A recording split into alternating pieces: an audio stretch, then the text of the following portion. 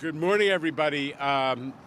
Listen, we're here to talk about something that I care deeply about, and there's so many leaders of this community and elected officials here with us, but I want to start by emphasizing one thing, which is yesterday there was a building collapse, and we saw yet again, and we'll get more detail to the press as it unfolds, how our bus operators rise to occasions. That there was a bus that was moving right through the intersection at the moment of that building collapse, and we have some pretty renewed evidence of the professionalism and training and humanity of our bus operators. So Rich will be talking about that a little bit later. I want to start out by saying a big thank you for being here to our City Council Transportation Chair, Selvena Brooks Powers, who has got to road. So we're gonna get this show on the road, but always appreciate the leadership that you have shown. You're a Southeast Queens elected. The borough president is a Southeast Queens elected. Senator Comrie, there's an extraordinary group of leaders in Southeast Queens who are all about buses and mass transit, and we're blessed to have you as partners. Listen, today is such an exciting day to be talking about the Queens bus redesign. This has been years in the making, and we are here to unveil the proposed final plan, because this is an iterative process in dialogue with the community and the electeds. It goes on, but we're moving forward. I am Jano Lieber. I'm here today with New York City Transit President Rich Davey, Senior Vice President Buses Frank Anacaro, Adonis Rodriguez, the one and only New York City DOT Commissioner. I already talked about City Council member and Transportation Chair Selvena Brooks Powers, but there is Donovan Richards, somebody who's been working closely with us all along. Senator Comrie, not here, but so I gotta, on his way, but I gotta share the love to Senator Comrie. We have staff from council members Shulman and Senator Gianaris, and representatives from the PCAC, the incredible network of advocates for transit and buses. Andrew Albert, Kara Girl, here with us today. The Riders Alliance is represented by Caitlin Pierce. Where is Caitlin? Caitlin. Love that Riders Alliance. They're always here for transit riders. Transportation Alternatives is represented by Laura Shepard. And we have the Tri-State Transportation Campaigns, Representative Corey Hannigan listed as well. Have I left anybody out? Got to name them all because it is a great team. Listen, creating a better and faster bus system has been a huge priority for me since I took over as MTA chair. I have always said buses are the engine of equity in our city. They disproportionately serve seniors, people with disabilities, residents of low-income neighborhoods, especially communities of color, and all of the people who don't have ready access to the subway. Queens is the center of that issue. Because of history, Queens has much less rail service, subway and commuter rail, than its population would justify. And we are dealing with it by having the most intense and vibrant bus network in the city. There are 800,000 bus riders in Queens. 800,000. That is more than the entire bus ridership of Chicago. That tells you how big it is. Those riders deserve a strong system that's faster than walking. This is the minimum, folks. Got to be faster than walking. And they need that to get everywhere they need to go, school, jobs, healthcare, and to really enjoy the full benefit of New York. We believe that this redesign is going to be a tremendous first step to improving service. It's $30 million more of bus service, 30 million more. And this is a switch from the first version. Before COVID, we were talking about a bus redesign that was capped at existing investment in the bus system. This is not that. This is additional investment in the Queens bus system. The latest draft provides 4 new routes, 15 new route labels, 8 new overnight routes. So 24/7, the city's 24/7, the bus system needs to be 24/7, and 27 rush routes that will connect people with bus service to those rail hubs especially. And as well as a new express bus route from Southeast Queens. We love Southeast Queens to downtown Manhattan. It's something that many people have been talking about, including those electeds represented here today. Something for everybody in this mix. From the jump, this has been a customer-driven redesign. We've been listening to folks, and that's not going to change. We're also going to keep working with Commissioner Rodriguez and our partners at DOT, City DOT, Got to create those new bus lanes and new busways and expand bus enforcement. The buses got to be faster. We need partnership with the city. I'm very proud of our collaboration with all of these leaders and the dividends it's going to produce for Queens bus riders. Great things are happening here. More jobs, more economic activity.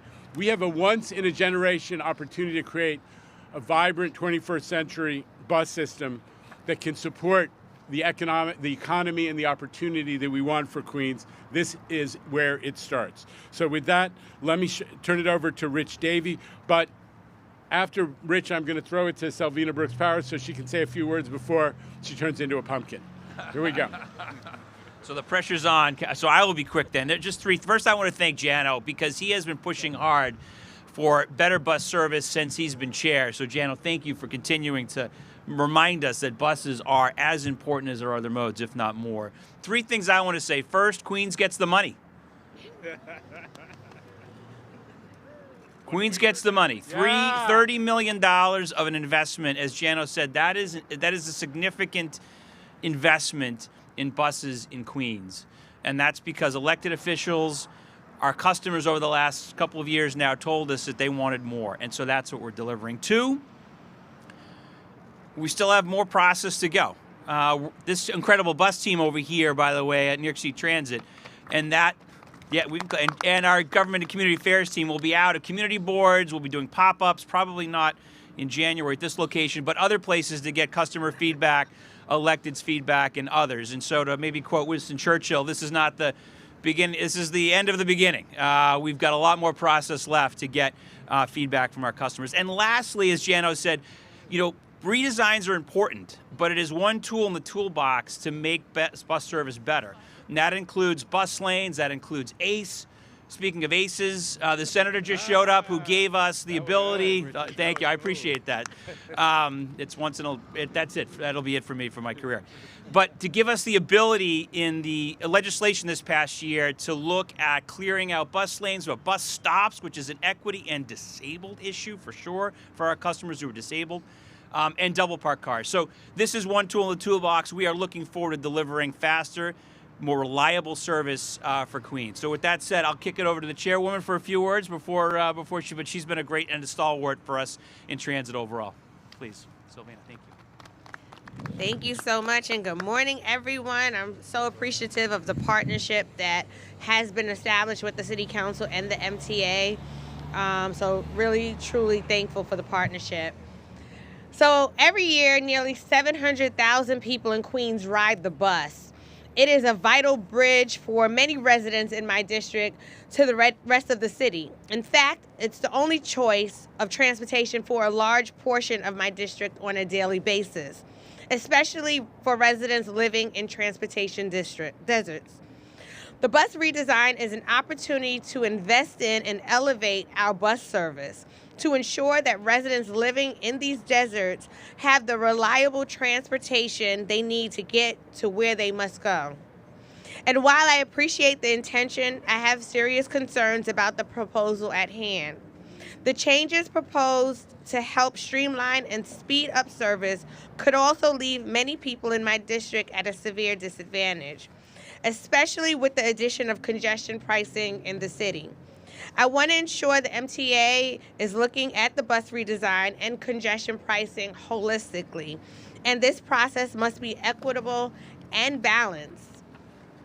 The new proposal is a kickstart to another round of community engagement opportunities, and I'm encouraging community leaders and community members to be vocal advocates in the process, fiercely engage in the discussion from start to finish. I also encourage the MTA to listen to what the community says about the redesign and remain flexible and adaptable to their comments and suggestions. I look forward to working closely with the MTA and the amazing team here on the Queens Bus Network redesign to ensure that they are implementing the most equitable and fair proposal possible at the end of this process. I appreciate the opportunity to participate in today's launch, and I look forward to the next steps. So thank you, Chair Lieber, and thank you, President Davey, and to all of my colleagues here. Thank you. So Thank you. We're glad to have a chance to hear from the chair before she had to depart. Commissioner, would you say a few words on behalf of the city? Thank you. First of all, happy holiday, everyone. It's great to be back in Queens. Most of you know, my name is Danny Rodriguez, Commissioner of the New York City Department of Transportation. And on behalf of Mayor Eric Adams, it is my pleasure to be here with the MTA Chairman and CEO Jano Lieberman, Transit President, great friend Richard Davis, and the authority leadership for this great announcement, of course, with the great elected officials here from Queens. Our buses, as you heard from the chair, help move hundreds of millions of riders each year. The majority of them are people like me, working class or middle class. In Queens, over 50% of all residents rely on public transit for the daily commute. With a new bus network, we can hold the majority of commuters in Queens spend more time with their families, especially during holidays and other special days, important appointments or cultural events, and less time waiting for and riding on buses. The city has always supported small and large projects across the city, focused on making our transportation system more reliable, efficient, and accessible to all New Yorkers. And we strongly support the holistic efforts of the Borough Bus Network redesigns to improve bus service through simplified routings, improve access to important destinations, and change bus stops. The city has built a record amount of dedicated bus space in recent years, now to a total of 150 bus lanes. In Queens, we have developed many great projects to help commuters get around faster. We now have busways on Main Street, Jamaica Avenue, Arches Avenue, improving bus speed up to 30%. This year, we are delivering a major bus priority project across the city. East Gordon Hill Road in the Bronx, Livingston Street in Brooklyn, and Northern Boulevards here in Queens, which serves approximately 7,000 riders a day, just to name a few. And for the first time in years, New York City DOT will be installing more bus shelters in Queens as part of the redesign to provide additional seating and better project riders from the elements as they wait for the bus. Nosotros estamos aquí hoy a nombre del alcalde Reganes, junto con el chairman el Llano, con Richard Davis, con el liderazgo de Queens, asegurándole a los residentes de Queens que vamos a seguir trabajando para rediseñar las organizaciones donde se paran los autobuses. De esta forma cumplimos con el objetivo que tiene tanto el chairman Llano, el alcalde Rick Adams, la gobernadora Hochul, que a nosotros asegurarnos proveer a los neoyorquinos de clase trabajadora y clase media con un mejor servicio de autobuses. Gracias. Thank you. Okay.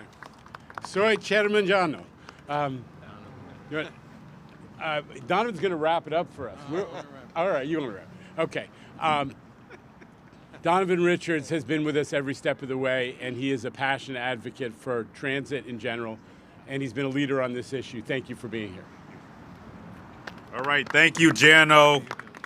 To Rich, to Frank, thank you all, and we are almost there.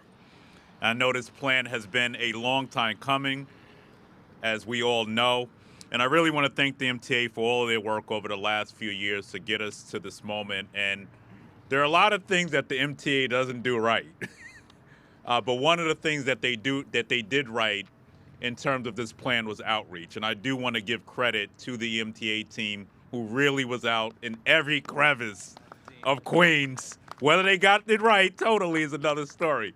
But the bottom line is that we look forward to that robust outreach that really should be the blueprint of how agencies do outreach across our city. And I really want to thank the MTA for recognizing that our current bus system in the world's borough was badly broken and desperately needed fixing. And as we all know, Queens has seen an immense amount of growth and will continue to see more growth with the redevelopment, of course, of Willard's Point. We now have just released a plan with the governor last week to redevelop the Creedmoor campus. We have another rezoning effort in Long Island City, downtown Jamaica. So we know that our bus lines have not kept pace with the growth of our borough, and this is really an opportunity for us to fix that. So I really want to thank you for your commitment to working directly with our communities as we ensure the final plan is one that works for as many of us as possible. I'm not here necessarily to discuss the specifics of the plan. I'm here to encourage everyone seeing this or reading about it to participate in the additional community workshops that the MTA will hold. Queens, you showed up in the last round. We need you to show up again to make sure that your voice is heard through this process. Because we all know no plan the MTA puts out will make sense unless we hear directly from everyday bus riders about how we can improve their commutes and communities. I've represented Southeast Queens and Eastern Queens for over a decade now, but also have lived and probably have rode just about every bus line in the neighborhood. And I know we need a lot more express bus service in that part of town. And I'll also add that it is easier to get to Florida by plane on some days than to get to Manhattan by bus and train in parts of Southern Queens. But we're going to fix that with the redesign. I know we need to better connect our bus lines to the subway, to the LIRR. That's a true story. I did time it. It's not a joke. I did time it. I said, well, I got to Florida. So I know we need to better connect our bus lines to the subway, to the LIRR, and even to JFK Airport. Connectivity needs to be the name of the game, especially with $19 billion of investment happening at our airport as well. And I know a lot of people out there feel the same way. So come on out and tell the MTA once these workshops start. If you think your bus ride takes too long from end to end, come tell the MTA. Even if you think your ride is perfect and you have the best bus in the city, come out and tell the MTA that too. As I've said for years, this needs to be a community-centered plan, but we can't create one if the community does not speak up. So to the MTA, let's make sure we're serious about engaging our neighbors. As Rich said, Queens get the money, and that $30 million is a nice starting point, but we're going to want to see that enhanced. Y'all could clap for that. $30 million is a nice start, but we're going to want to even see more dollars in this plan, especially in light of congestion pricing coming down the line. As our chairwoman alluded to, we need to make sure that as this comes online, that communities that have historically been left behind are where we're seeing the most investment. With that being said, congratulations on getting us to this next phase. We look forward to the work ahead. Thank you. So I just got to say one thing about introducing my chairman, Mr. Comrie. It's nice to talk about spending more money on buses in Queens, and I love to talk about expanding service and all that good stuff. We couldn't do it unless Albany had stepped up last year, led by Governor Hochul, but in tandem with partners like the Senate, the chair of the Senate Corporations and Authorities Committee, Senator Leroy Comrie. The MTA has a 5-year balanced budget. That's why we're able to talk about all this good stuff today and in so many other areas. Senator Comrie. Good morning, everybody. Tim, and Jano, I wore the right tie today. I just want you to know. I put on a sky blue tie for the event. I'm a happy person today because I know that this is the second set of opportunities for Queens people to come out and opine on the bus redesign.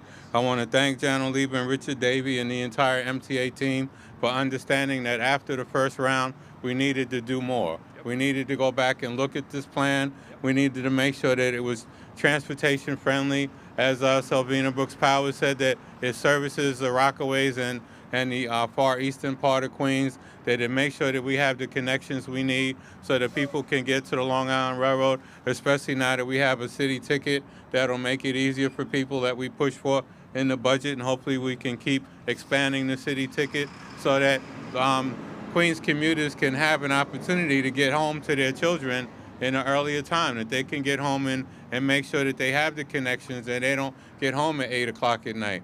or 7 o'clock at night. So I'm just proud of the MTA because they have invested $30 million as a baseline, as Borough President Richard said, into this plan. And I'm proud of the fact that we now in the state have funded the MTA capital plan for the next 5 years because we have faith in the MTA. They are now starting to deliver projects on time. We're able to do the Elmont Railroad Station, the first railroad station in 40 years, thanks to all on my efforts only. No, I'm just kidding. But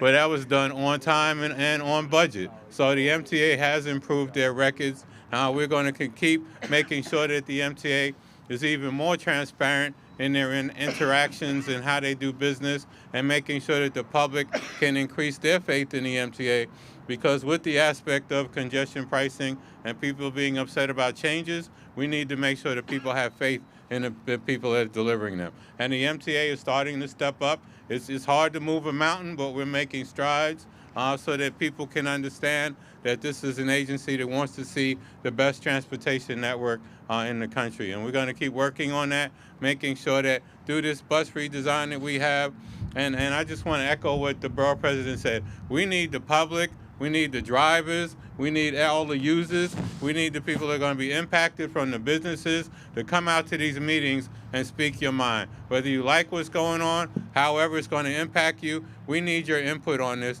because we want to get this right. And the MTA is dedicated to getting it right. That's why we're having a second set of meetings and going back around the borough, because we need to get this right for the residents of Queens.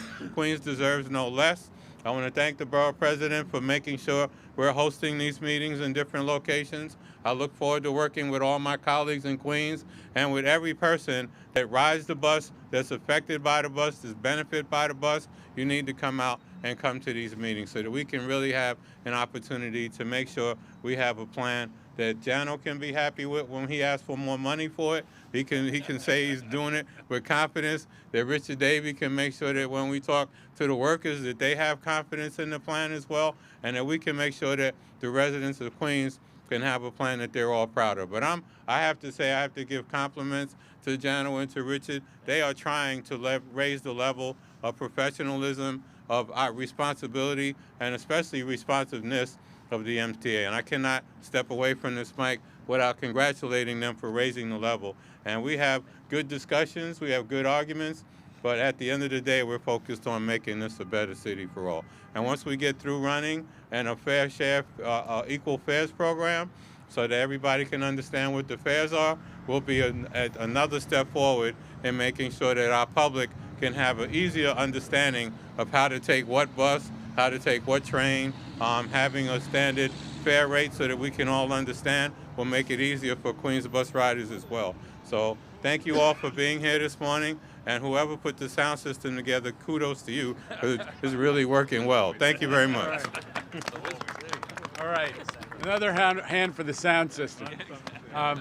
Listen, the bottom line is Queens has more bus riders than all the bus riders in the city of Chicago. We got to make Queens bus system be the best in the world, and we're determined to do that in partnership with the community and all these great electeds.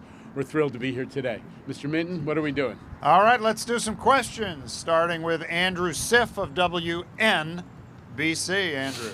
Thank you. Two quick questions for you. The first one was, while Chair Brooks Powers was here, she sort of threw a brushback pitch by saying she had serious concerns that these improvements aren't in place before congestion pricing. So could you respond to that, the folks who are in the sort of transit desert parts of Queens who can't get out of their cars because these changes are not in effect? Respectfully, I don't accept the idea that folks don't have use of mass transit. What we're trying to do is to create a much better system, more reliable, faster, more options, and especially more connectivity to rail, both subway and LIRR.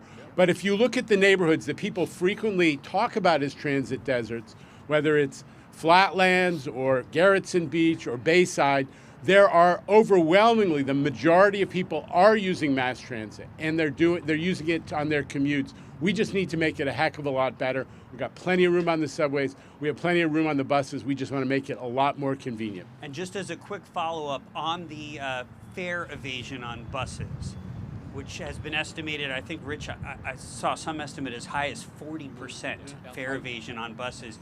Will the redesign in any way go hand in hand with a new enforcement initiative? Listen, we need to give people the best, most convenient bus service to support their lives and their opportunity and their access to jobs and healthcare and school. But separately, we also need to deal with the problem of rising fare evasion on buses. For the first time, the MTA is putting folks enforcing the fare on local buses. We've never done that before. That's just begun a couple of weeks ago in tandem with the NYPD. But but fare evasion can't just be about crackdowns. We need to rebuild the sense of community that we all share in this system. It tears at the social fabric when we expect the guy next to you to pay and you don't want to pay. We're going to have to rebuild the sense that this is part of our shared obligation as New Yorkers. Please. Andrew, just the council member and the chair is concerned because in trying to take care of her community, they did too much. So it's about tinkering. It's not about, she's upset because she wants to get it right. She's not upset because it's all wrong. It's what has actually happened was now we went from 1 bus line in Rosedale to 4 bus lines, and that'll confuse people. So she wants to see that cleaned up. It's not a matter that she's looking to throw the whole thing underwater. She is concerned about making sure that everything's in place before congestion pricing, but she didn't mean to say that she's going to throw the plan out. She wants to see it worked on. She has been cooperating with the MTA. She will be at the meetings and make sure that her staff, and even more importantly, that her community comes out to speak to all the issues specifically. All right, if the topic is buses, the next question is Dave Colon of Streets blog. Dave? They're always saying that. Jano, and maybe Adonis and Rich can also talk about this. The draft plan mentioned 49 priority corridors for bus improvements that the MTA and the DOT were studying. I'm curious, are they all 49 still in this plan? Does the plan have any ideas for bus lanes, bus priority projects? What's going to go on with those? Yeah, so I mean, as I made in my remarks, I mean, obviously the redesign itself is important, but it's one tool in the toolbox to improve bus service across the city. So yeah, we are looking at a number of corridors, as you mentioned, priority corridors for not only bus lanes, but enforcement. Again, kudos to the legislature for giving us the ability next May to roll out from our ABLE to our ACE program, which is going to be key. And then even amenities. I mean, the commissioner, I just talked about this recently about sort of, the countdown clocks. He mentioned bus shelters. I'll let him speak, but there are a bunch of other things we want to do, not only around the redesign and bus lanes, which you guys have covered quite extensively, which you appreciate, but other ways to make it more convenient and just more amenable, to our customers. Commissioner, do you want to? Rich already, summarized. Like here, by the way, I want to acknowledge Janet, who is our person, working in collaboration with the staff of DOT. She's our person at DOT, the expert when it comes to leading the whole team for our bus redesigning part. Those 49 areas part of the intersection that together with the MTA, we will continue assessment and doing the work. I don't know if this one. And what's next for all of this? I know we've heard talk of meetings. What is the process to get this in place, say, before congestion pricing, or to see it, get tossed out again? Yeah, so next step, as mentioned, we'll be doing a bunch of communities. Obviously not over the holidays. We want actual public participation, so you'll start to see that roll out in January. But we'll be at community boards, briefing other elected officials, pop-ups, as I mentioned, which is just to go out to bus stops. Talking to our bus operators. We've been fully engaged with our bus operators. We will continue to do that. So this is going to be another, several months before we come back to ultimately our board for approval, but we have work to do. All right, next up is Samantha Liebman from New York One. Sam. Will this mean that bus lane build-out will speed up along with the bus redesign? And this is for Commissioner Rodriguez. Can you tell us so far how many bus lane miles have been built out since Mayor Adams has taken over? We know how many lanes have been built, but the amount of mileage. And then also for Jano, I noticed doing some stories that a lot of the Omni machines on buses are out, and that may also limit fare collection as well. And are you addressing that? Yeah, so as I said before, by this year we had built 18 miles enhancement or a new lane. It's a record number. This is the fifth largest mile that we have built in our city. We all work across our goal to get to the higher numbers of bus lane that we want to do. We had to navigate, through community elected officials, and we know that it takes a lot, but we're proud of those 150 bus lanes that up to now we have built in the city of New York, and more to come. So on the question of Omni readers, we have heard that. We've started to see that. So not only, we're looking at fare evasion, as Jano said, with enforcement, but again, where we can be improving. So we've been working closely with Cubic. I know there's actually a software upgrade coming over the next few days for some of those readers. And we're looking at it a lot more closely because you're right. I mean, part of what we need to do is ensure that folks who want to pay have the ability to pay. And it's not perfect. It's not 100%. So that software upgrade should help. And better reporting, which we're getting as well, to make sure that our operators are either rebooting or otherwise we're changing them out. So, but it's going to be a full and comprehensive review on how we're making sure we're fighting fare evasion. I don't, not off the top of my head.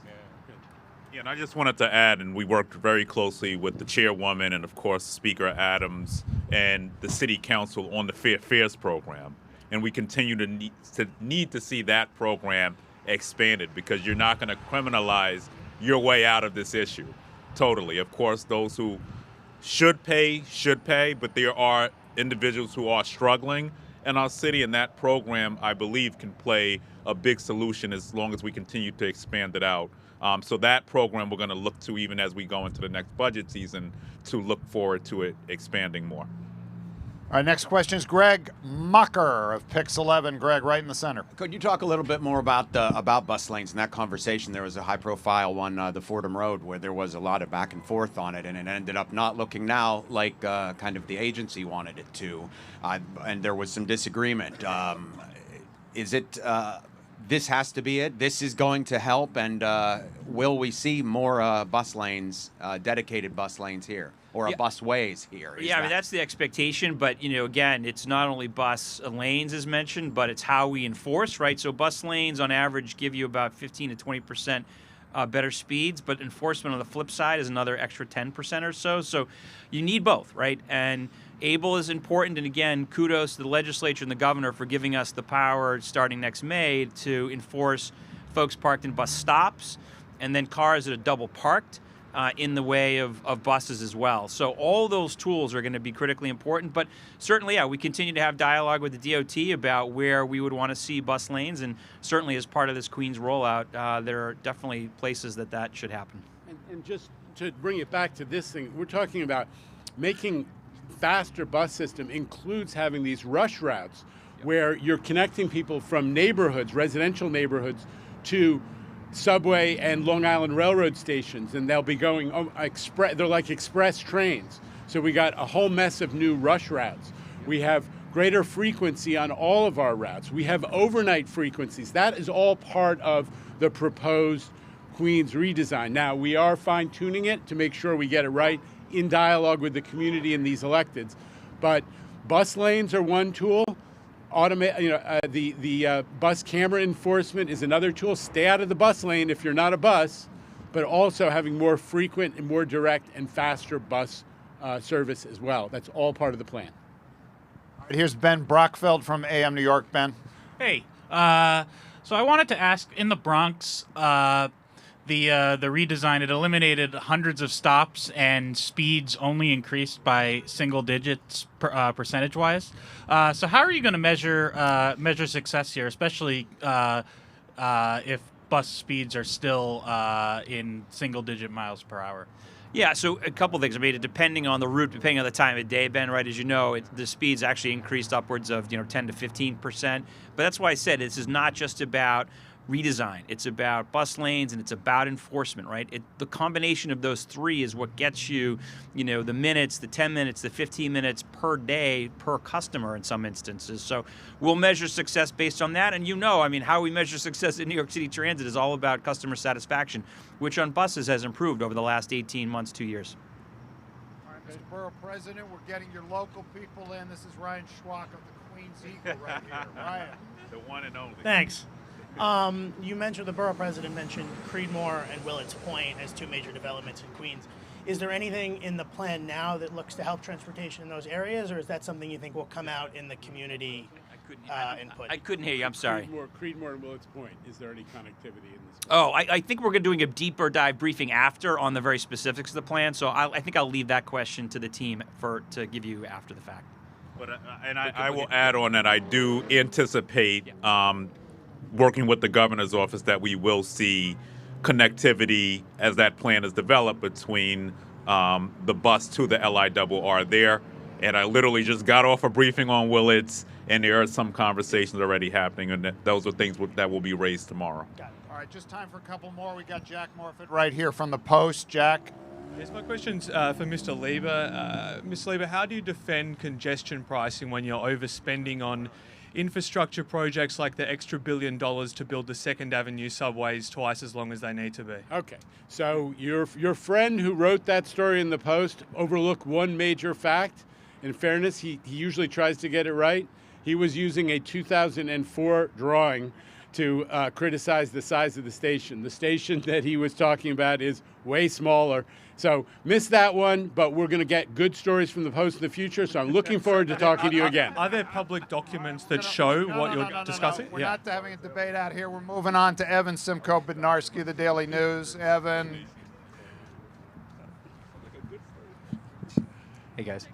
So I just want to double down on a question that my broadcast colleague over here asked in possibly more of a philosophical sense than a technical sense. We've seen a couple of, major high-profile bus projects that just haven't gotten to where folks thought they would be. I understand it's a process, there's a deliberation, but how can you convince folks who are going to participate in this process, local residents who use these buses every day, that what the plan is what they'll see? Because we scrapped the original plan to do this plan. They had at least 80 meetings on the first plan.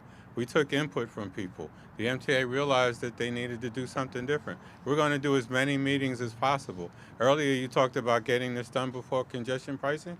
My desire is that it's done right.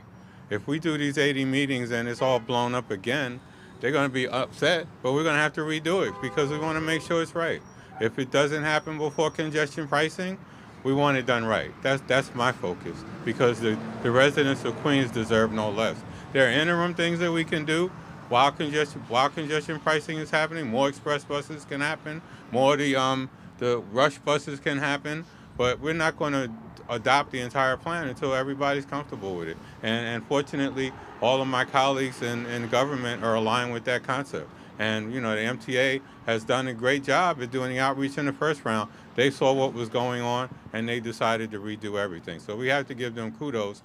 As you said, we don't want another failed plan. We want something that's going to work. And it's very difficult in Queens because we have connections to the Bronx. We have people in Brooklyn. We have people in Long Island that are commuting back and forth. It's not an easy plan to do. So I have to give them credit for understanding that they are trying to do the best to come up with something workable that makes sense, that, whatever is eliminated, there's a backup or a second resource to give people another option. It's going to take a while, and that's why, again, I would ask that every business that's affected, every person that's affected, every driver that's affected, every user, speak on this plan as we go back around the neighborhoods to find out their feelings and concerns about it. Thank you. All right, we're closing out the proceedings with Steve Nesson over there in the brown cap from New York Public Radio. Steve.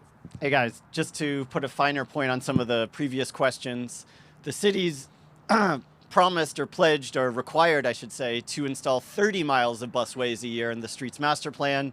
What does the city have to say to the MTA about falling short on that? And the second question is about rear door boarding. Why aren't those, the rear door boarding devices still turned on yet? Why aren't they turned on? Yeah, so the street master plan was my bill.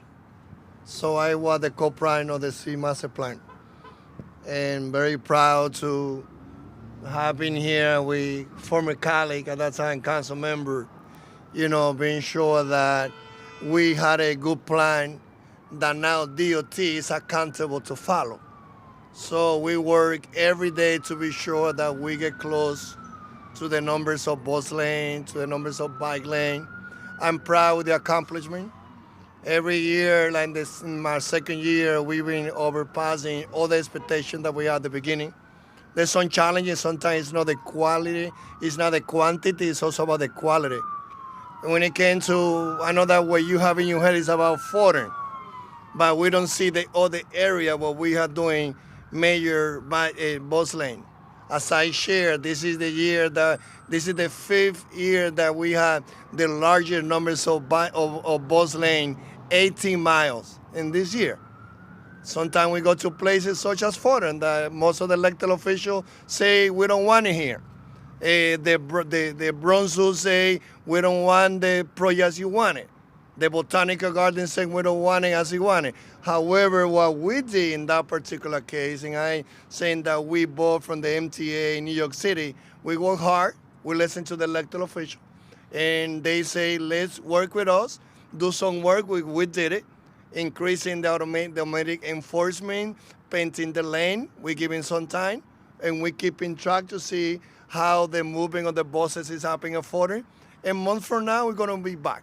So the commitment is, as I say, there's no another city, brothers and sisters, such as New York, that have the larger numbers of bus lanes. It is here in New York City, the most densest city in the whole nation that had 150 miles of bus lanes. So it's a big accomplishment, but there's a lot of more that we gotta do. So, Stephen, the question of the backdoor boarding, a couple things we want to work on, but we've said it pretty clearly is we need to continue to work on our Omni penetration on bus, right? And I think we're starting to get there, meaning we've put, as you know, now Omni machines in stations. We're starting to get the Omni media out a little more. We're starting to see a bit of an uptick on Omni on bus. We have some work to do. But that's our focus right now, is ensuring that folks have the ability to pay on that back door, and about a third or less of our customers right now on bus are using Omni. All right, thanks everybody for all the press here. We are going to do a technical briefing, dive deep into the weeds if you want. It's just down the block, and that will start in just a few minutes. Thank you, everybody.